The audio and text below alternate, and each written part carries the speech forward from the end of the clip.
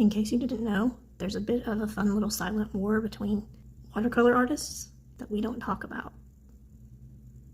To use the heat tool or not to use the heat tool.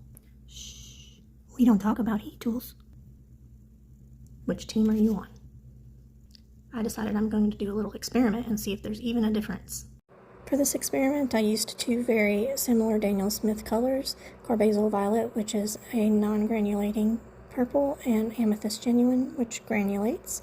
I also used Fabriano Artistico paper, 140 pound cold press, and a round number 8 brush. Okay, so here's the results, you guys.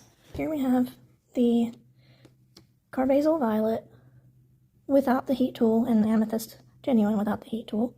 We have both of them with the heat tool here. The differences I notice are that without the heat tool, you can see much more granulation. The ones with the heat tool look more flat and even, so that may be a look that you're going for, but you might also be missing out on the cool granulation effects. This is with a loose wash, Carbazole Violet on both, without the heat and with the heat. And you can notice that there are backgrounds in both, which is going to happen a lot with watercolor, especially if you sit them upright to dry like I did. I had them up at an angle to dry, so we have some backgrounds, but the ones here where I used the heat tool are much more linear, and this one is much more organic looking.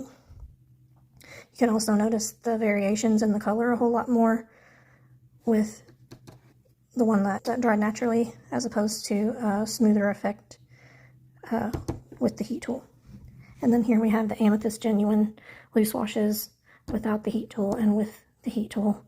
The backgrounds in both are not noticeably that different. The paint did take forever to dry with this one, which is why people use the heat tool. So I can see why people use it, but also I noticed that you can see the granulation effects and different variations and granulation effects more without the heat tool than you can with. This has, although they're different color values, because I think I ended up using more water in the one on the left. The one on the right that I did use the heat tool has less granulation and has a smoother look overall, smoother flat look. The ones on the left are all dried naturally. The ones on the right are dried with a heat tool, and to the untrained eye they might look very much the same, but there are some variations that might be important to some people.